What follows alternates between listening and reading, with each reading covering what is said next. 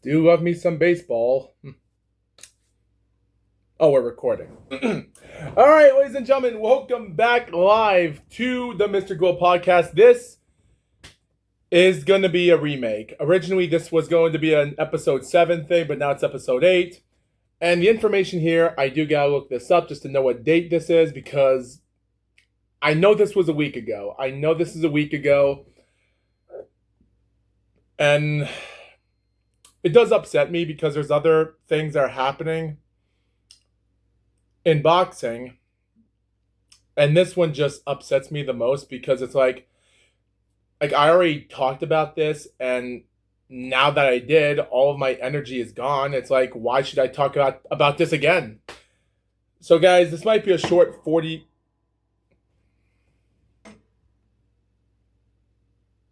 Sorry. This is going to be like a short 40-minute video, and to be honest, April the 5th. So we're going back, ladies and gentlemen, from April the 5th of 2026. The Olympia, Kensington, London, of the event MVPW 01 with Jake Paul Promotions, with Nakisa Bidarian as well, and Steve Wood. With the United Kingdom and Sky and USA ESPN Plus, it's going to be a doozy. But guys, before we get to that information, there is going to be a couple topics I will talk about just recently. Like I said before, guys, I'm going to record maybe a 45-minute video of this podcast and then do another one because like the Tyson Fury thing, the whole Conor Ben and other fights, and even the last light flyweight that just happened recently, which kind of shocked me, but we'll get to that in another episode.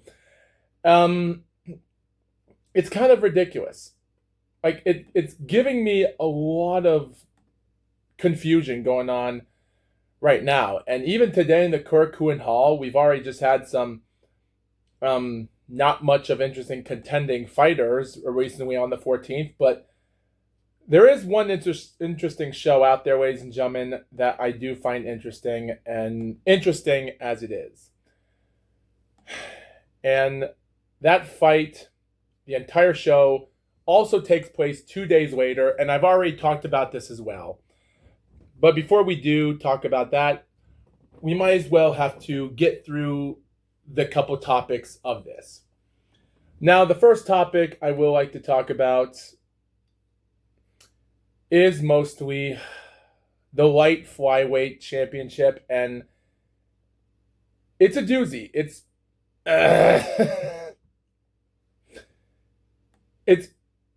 It's funny because I find it hysterical of how ridiculous this is. This one gets me so fired up, shocked, that I did not expect this to go as the way it is. So guys, I've talked about this before, and again, Shokichi Iwata already defeated knockout CP Freshmart on the 15th of March in the Yokohama Buntai of Yokohama, Japan, on the 15th by an 8th round TKO. Knockout CP Freshmart barely won one round out of the 7 rounds in the fight after he got knocked out in the 8th round and lost his title. So I thought to myself, well, Nyamtrong CP Freshmart is his other countryman, Thanong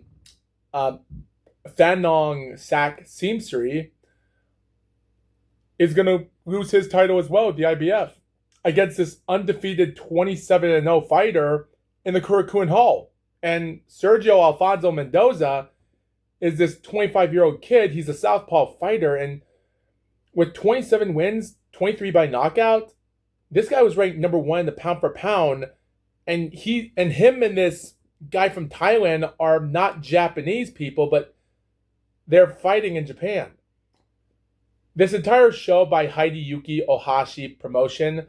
This guy is a pretty good dude. He's an okay person. Like I've talked about him before as a minimum weight fighter back in the day. He was WBC and WBA minimum weight champion. I talked about him last year ago.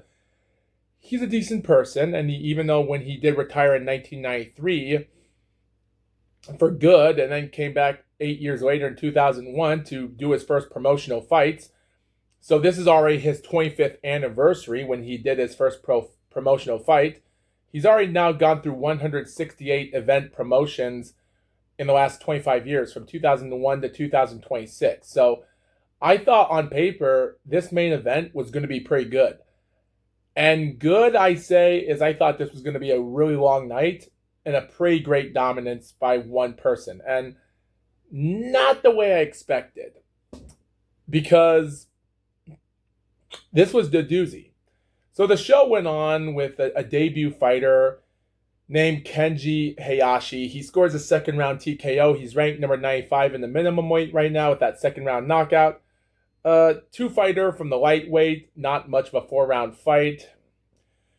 Two undefeated fighters named Tae Gyun-yun, a South Korean fighter who's 3-0, taking on Kaku Sasaki.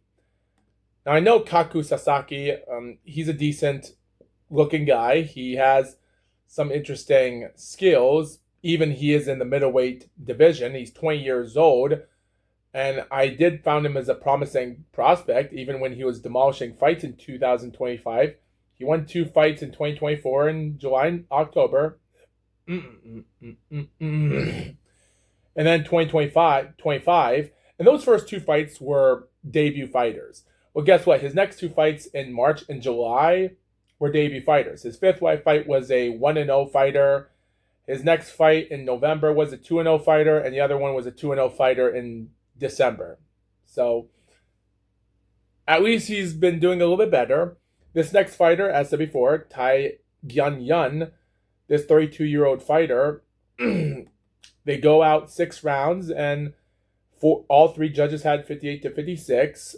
Kaku wins it easily to get his 8th victory. So it is what it is. The light flyweight fight of 2 fighters didn't really get much of it for the time being, but there was nothing much about that fight other than it ended in a round 2 KO.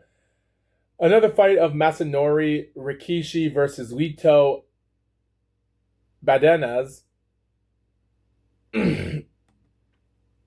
Both fighters with 2 losses. Masanori was a decent prospect fighter, and he's somewhat as a top 10 fighter in his super featherweight, even when he lost his 3rd professional fight by a round 2 TKO against Kosuke Saka, so I never thought much about that. Again, there was nothing much about him. He did lose the IBF world title fight last May against Eduardo Nunes by a close, good 12-round fight. So there's nothing much to say about that. And as for the second last fight, Takeru Kitana scores a 8-round split decision against Kurt John Paduller. Both of these guys had 1 professional loss, and it was a decent fight. So now we're stepping in to the heavyweight or the light flyweight fight. This fight goes on, and the only information I could put out, ladies and gentlemen, because I don't want to talk too much about this, but man, like, guys, I can say so much about how anyone could, but guys, I don't know how someone can mess up that terrible. And by the way, guys, this was yesterday ago. He comes into this utterly dangerous. He comes into the first round against this Mexican fighter, puts him in a good, dangerous situation. And keep this in mind. Like, Seamsri is orthodox, southpaw for Mendoza, and both of these guys take it on each other like never before. And keep this in mind, guys, this was live on ESPN Knockout, on ESPN. And it's rare to find light flyweight titles. And minimum weight fights are barely pay-per-view in some shows for pay-per-view. So, yeah, this one being live is surprising. As said, Thanog manages to put himself in a good situation, try to hook some good jabs here or there, and he managed to just put Sergio into the ropes, put him counterclockwise the entire first round. And even though there was a warning when he actually hit him in the back of the head and went through under, and the referee gave him a warning for that, But all in all, he just went into there, and even there was a moment where where Sergio was trying to block away, and then the referee tackles and stops him, and like it was a dirty fight for some reason. But man, they come into the second round, and even though, as I said before, there was clinches, there was craziness, and Sergio also wearing red trunks and white stripe, and our other buddy is wearing a random color. I don't know what Seamstree is wearing. Again, he's coming in with great heavy shots, great body, and he did stumble when Sergio stumbled him to the rope, but he managed to recover. But oh no, he was pushing him to the ropes down here, going clockwise, counterclockwise, and then there was more punches, and then he pushes him into the ropes with a left right, hits him with a body punch to the left, another right to the noggin, and then he sets up this heavy left punch, and Sergio hits the canvas like it was ridiculous. He finally gets back up around the count of 5 or so, tells him to continue, and with only 30 seconds left, he punches him in, and of course, Sergio stumbles. He tries to get back up, and he does. It was a slip. But Seamstree just ended it all in, and he sets up this right, left, and another right punch. Sergio is down, and at 2 minutes and 32 seconds, he just couldn't get up. And by the way, I love the referee when Koji Tanaka, the referee, he does this. Like, every time he scores off a knockout, by the way, he even had to tell Seamstree to go back when he was going too close. He goes, hey, 6, 7, 8. And then when he gets back up, he goes, hey! And then he swings his arms like a pro. Like, Koji Tanaka might be the greatest referee I've ever seen. What a boss. So, good performance by the referee, by the way, because there were some cheats there for Seamstree there. So I do question the fight, but it lasted for what it is. But yeah, seeing Sergio Afonso go down like that was the most ridiculous fight ever. It was ridiculous, but crazy. Now, guys, let's go back on the 7th of April. The Samir Yamanaka versus Nao Ugawa pay-per-view. So, guys, there are 3 autumn weight fights, 2 minimum weight fights, a super bantamweight, and a bantamweight fight. Now, guys, let's talk about the upper weight classes. The super bantamweight didn't have much. We had a debut fighter that lost against a fighter that had an 0-1 record, and that person with the 0-1 record won by a third-round TKO, so nothing much to say about that. The bantamweight 5 had Nana Yamashita taking on Terumi Nuki. Nama wasn't much of a top fighter, in my opinion, as much in her career. She did got a first knockout loss in her second pro fight against Sari Metcalf. Another promising fighter I thought was promised, but never went down as I thought. Terumi Nuki did have moments in her career. She did knock out Mizuki Hiruda at one point in her second pro fight, but never finished a fight as quick. She did it early. And Terumi won on by a split decision in 8 rounds. And her career, she's suffered on so many losses. She has not 1, not 2, 3, but 4 professional title fights in her career, and she has not come close to competition. Now, guys, the minimum weight fights are nothing much. Nanako Suzuki, her failure against Yuko Kuroki in June last year, didn't do well for that woman. And even her opponent, Ryuna Yoshikawa, a 24-year-old woman with a couple of losses. Her first debut fight was a loss, and I thought she was a bum fighter. Even her loss in January last year against Mayumi Nakano 2 years ago was bad enough, and a draw later. Yeah, well, she won this fight by a close, good 8-round fight. So there were competition. There were great knockouts, close 8-round fights we've seen. And the last minimum weight fight was a Thailand woman taking on a 5-0 Japanese female named Madoka Wada. Madoka Wada scores the first round TKO, and this is her 5th knockout. And by the way, guys, when I actually looked at her profile again on BoxRec, due to how short her hair is, and she has some interesting wart on her skin here, she looks like a boy. in a drama show, like a South Korean or a Chinese drama show, like a man, like an idol man, sheesh, it's so crazy. It's like like guys, I don't want to accuse this person that this person is biologically male, but we want to make sure that no one gets hurt because Madoka Wada with a 6 wins and 5 knockouts. I don't want this to be a horrible problem for women boxing because I just pray that Madoka Wada is female and she's 31 years old. She's boxed since 2024 last year. This is now 2 years into her pro. And all I can say is she's unstoppable. But again, like don't get me wrong, guys. There was another photo on BoxRec that used to have her picture. And there's even photos of her debut fight where she has short hair as well, but a little bit blonde type. And even other pictures. But again, there was another picture at the time where she was wearing a jumpsuit, a green out jumpsuit with black stripe with the words Nike. So, and her hair was perfectly, almost like a little bit like those VTubers and other people at the time that had short hair. So, yeah, it is crazy, but we want to make sure nothing bad happens. But again, guys, the real story is the autumn weight. Now, guys, Shiori Yotsumoto wins her third fight by a late round 7 TKO victory in an 8-round fight for the WBO Asia Pacific Autumnweight Champion against 5-0-3 Mao Kamada.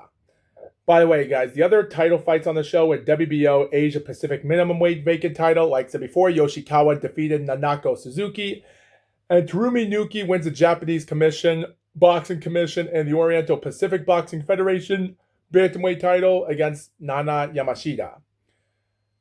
And guys, the last 2 fights on the show, it's hard for me to talk about. So guys, I might as well talk about the title fight. Guys, Samiri Yamanaka versus Nao Ugawa. Nao Ugawa hasn't fought since last year in January, and Samiri Yamanaka, after her loss in April, she comes back in October to get a win and builds it up, and she wins this fight by close split decision. 2 judges had 96-94, 1 for each, and the third judge had 97-93 for Samiri to win back her IBF title. Nao Ugawa loses her 6-0 record, and I felt bad there, but at the end of the day, Samiri deserved to win it. She deserved to get her title back, so good for her. Nao Ugawa, she was out of the ring for a long time. But in defense of her, Samiri Yamanaka was out of the ring after her fight in January of 2024. Like, she was going to fight in February against Fabiana Baitique during the whole pay-per-view with the Tina Ruperchet and Iri Matsuda fight that same night ago, and they were building that up for Undisputed. And of course, she was training for that fight, so at least she was working harder than Nao Ugawa, I'll assume. So, but again, I can't say much about that. Again, at least the fight didn't end in a draw, so it's good. Samiri Yamanaka wins back her title and 2-time champion. But guys, the last fight I want to talk about, which might be the semi-main event, is Honoka Kana defeats Komi Sato. Komi. Guys, Honoka, 10-1-3 record with 1 loss, wins the Oriental Pacific Boxing Federation Autumnweight Champion against 4-0 Komi Sato. And this one breaks my heart the most. Guys, how many of you people even watch the anime show Komi Can't Communicate? It's a show that this woman can't communicate with people, and there's this guy that's trying to help her, trying to communicate and have 100 friends. And I thought to myself, Komi had that fierce look. Sometimes she gets scared, but then when people in public see her, she has that crazy look in her face. And then way far away, you see her with these bulging eyes. It's crazy. But that's what I thought Komi Sato was going to do. And this woman, Kano, dominates her in 8 rounds, all scored 80-71. Not 1 round scored for Komi, and that just killed her career. So that one breaks my heart the most than anyone else. And I rest my case. So we're already almost 20 minutes into the time right now. So these last 25 minutes with me just talking about this show. So let's get to the third and final topic. Let's do it. So with all that being said, guys, competition-wise, everything here, the world of Undisputed, and I hate talking about this again, and guys, I'm just going to skip through all the title fights and just get through this as best I could. You know what? I'm just going to skip through the entirety of the non-title fights. So the first two fights were 4-round fights against male fighters.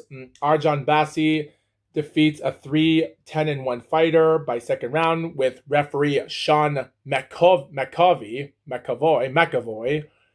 An unknown referee fights on with a ref with Harvey Smith, a 6-1 fighter, scores a 4-round points decision against a 1-24 fighter. And that's about for male boxers.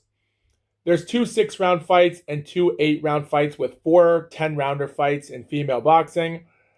The 6-rounder fights promoted Gamma Page Richardson scoring a 6-round points decision with Bernard Oyet, the referee, scoring all rounds for the fighter that she defeated against a 6-7-1 fighter.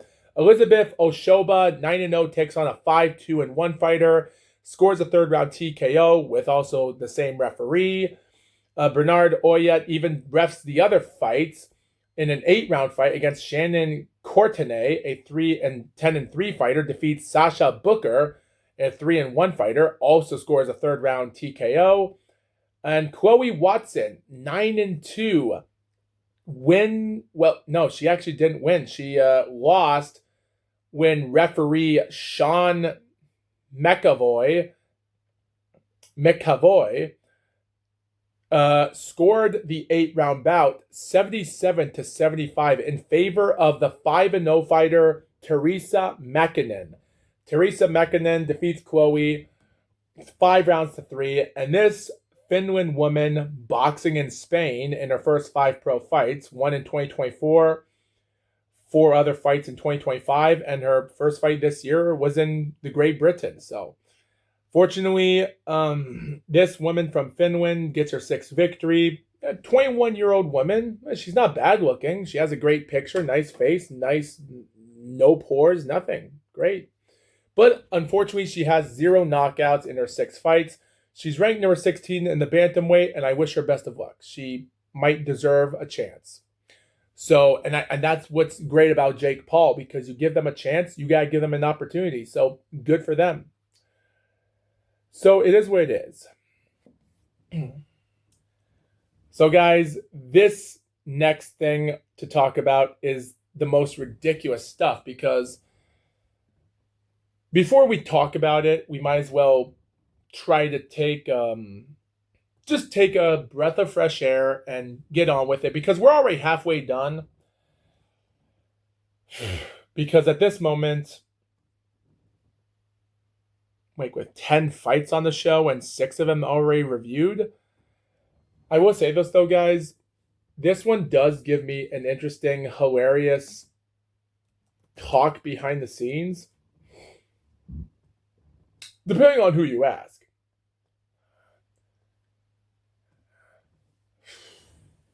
Working across team. Shut up. I don't even know why I even played an ad.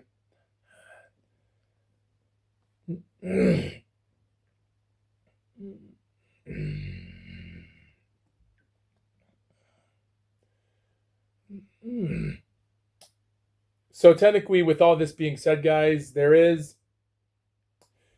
a lot of build-up to the Jake Paul shows, and as recording this right now, and I hate that I have to record this again, which isn't funny.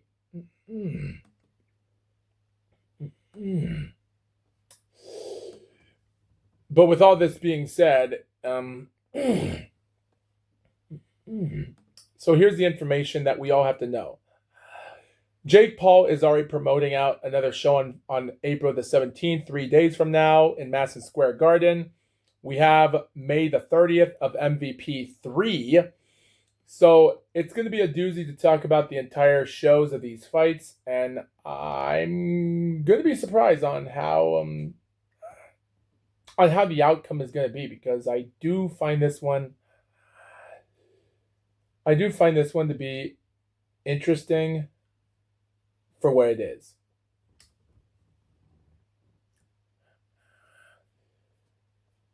Emma Dolan versus Irma Garcia for the IBF Super Flyweight Championship. At this moment, they're already putting out so much hope here because Emma Dolan seems like she got pushed too far into her career, while Irma Garcia is going past her prime. They come straight into this like it was just an utter dominant performance. So, Jesus, what the heck? I don't know what the heck I'm pushing right now. So the fight starts off as just a normal pro fight. Garcia out of nowhere on Emma Dolan, and after the first round, it was interesting because the first round started out to be utter dominance, and they just come straight in and just wins the fight just like that. And I think what's funny is that they come straight forward, and then you come into the first round easily. Emma Dolan did not find the right jabbing for what she did. And then you come into the second round, and all heck broke loose. Now, the second round had crazy moments. You had Emma getting pushed to the rope. Irma throws a heavy swing at her at one point, and she falls out to the rope. Well, she bounces to the rope, surprisingly, and just lays her body there. While right here, there was another moment where Irma just throws this heavy looping left, and then Emma manages to stumble a little bit. She tries to duck, and Irma just comes in, and that's how the fight ended in round 3. Well, that's how the fight ended in the third round, because the fight lasted in the third round at I can't remember the time. And by the way, there was also one other knockout moment in the second round where she threw a left punch, where Irma comes in, throws a left punch, and for some reason, Emma kind of hesitated for a while, and another punch hits her in the left, and then she started stumbling out to the ropes. And there were scary moments, and even moments that were scary enough. It was a scary fight for what it is. But yeah, Irma Garcia, ranked number 2. I would like to see her and Mizuki Hiruta fight it out. It would be good. But guys, nothing could be said about their second fight. Chantel Cameron versus Michaela Kotaskova. Chantel, former undisputed champion, while Kotsanova is just trying to pull out her first victory. She's a former WBF World Welterweight Championship, and she started off pretty decent, dominating and winning fights easily, but her career just couldn't go anywhere against those fights that she was fighting and defending. This fight, in my opinion, might be one of the boringest fights I could ever talk about, because Chantel came into the fight, was winning every single round. Like, even though round 2 had moments for any woman in the fight, and round 8 was probably the closest round for Michaela, which was the better round for her that night. But don't expect it for all judges to give her 190. One did, but the other 2 had 99 to 91, and I had 2. I will say, though, Chantel winning the WBO World Superweight title was a good win for her, but there wasn't a lot of surprising competition that night. It was not much of an entertaining show, and I guess there wasn't much for me to be desired. Like, I wish I can love this more, but again, after the first title fight, I was really expecting a knockout and a finish, but that wasn't meant to be. And for the real, it was just all end for the show, and that was it. Ellie Scottney versus Mayela Flores for the undisputed Super Bantamweight Championship. The entire crowd is pouring out raining. And by the way, the crowd reaction that night, I did talk about this when my video I recorded recently of originally was deleted on, and I forgot to point this out, but it seemed like the crowd reaction didn't care about the win for Irma. I found that crazy enough badly already. But this fight was worse. So Mayella, 4'11" against 5'4" Ellie. They're both orthodox. They came over here, and in the first round, Ellie Scottney ducking, blocking punches away. She was studying jabs in each of these rounds as she was putting on a great performance. But again, this was just utter shock because Mayella was coming in and putting out a great performance in the entire fight of her career. And what you see here, like, this was not like a house on fire. This was just utter demolishing. Like, we come into the second round and both girls managed to settle up each other, and Ellie was managing to put herself in a good works, and then in round 3, Mayeli manages to put on some good works. She was throwing in heavy punches, but as a short girl she was doing decently well, but she wasn't dominating the rounds just like Ellie was in some Courtney's. But yeah, there were times that punches, the aggressor, like Ellie was still doing a good job being the aggressor, but her barrage of punches weren't always connecting as much. But neither is Ellie, because there were sometimes that Ellie would start trolling her, because when Ellie tries to throw some punches, she misses. And there was one funny moment where Ellie goes for a 2-punch combination here, swings, and just says, "Oh, what you got? What you got?"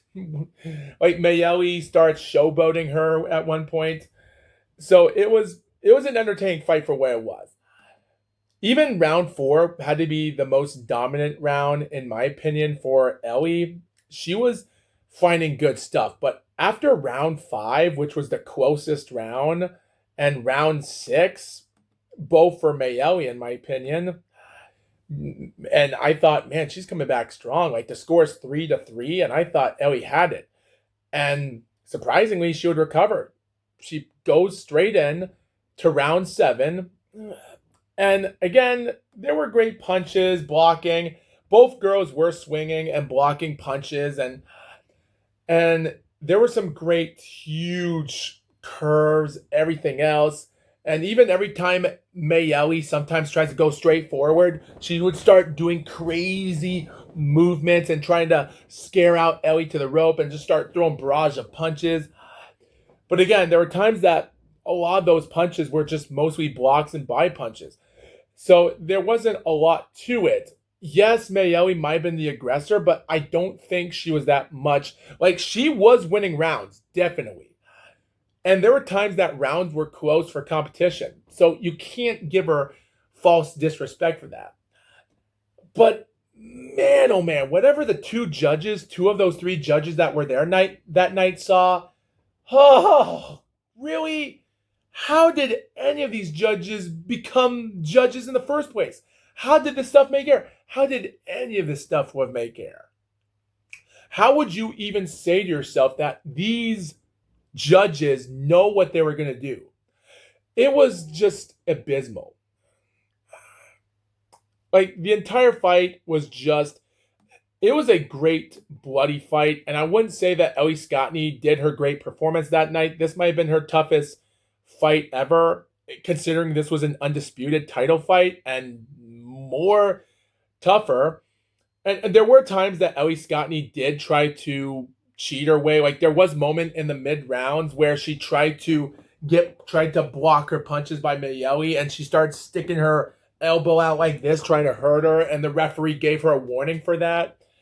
But and there's a lot of other moments I've talked about during my podcast, but I don't want to talk very much about this because I'm tired of repeating my stuff. Like, I don't want to repeat this again, and I don't want to. But eventually, after round 6 was over, Ellie finally found some groove in the 7th round, which was pretty good. Round 8 and round 9 had to be the most dominant rounds for Ellie for winning. Now, of course, the 10th and final round looked like it was a good round for Ellie, but I thought it was close enough for anyone else that I just gave it for Mayeli, 96-94. At that moment, yeah, it's like, what's the point? Like, why would so I just gave Mayeli away that 10th and final round just for the heck of it and just said, hey, here you go. It was a close fight. Well, one of those judges would score it for her.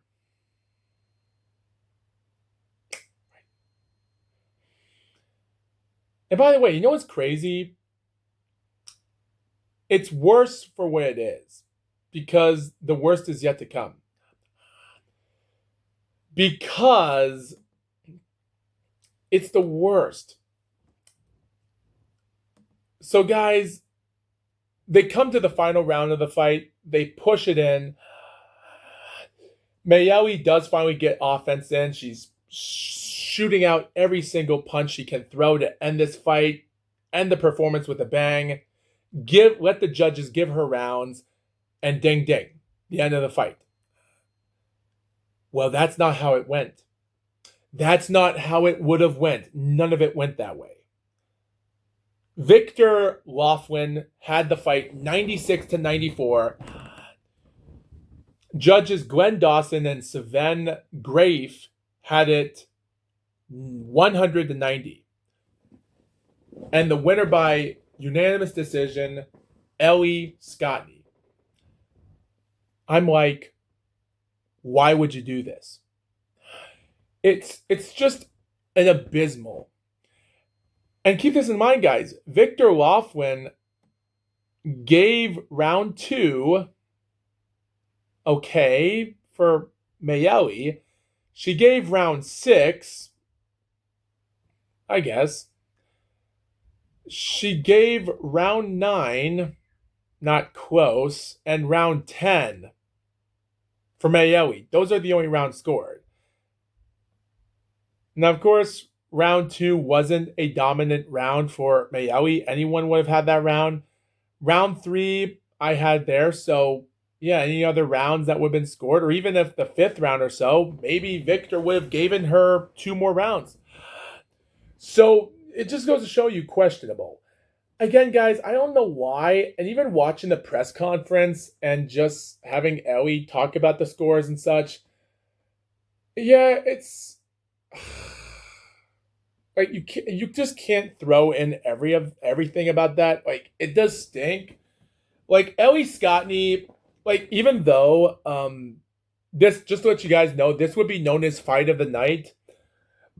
Jake Paul gave her a bonus of a few $1,000s and then promised to give her a car, which that's a little bit surprising. So I can't say much about that, in my opinion. But again, performance-wise, yes, this was a great fight. But the judges, the entire show, it just stinks. Like, guys, our show for anything else up to this point is utterly disastrous. But again, I can't really argue about it anymore because it's been like 9 days since this entire show started.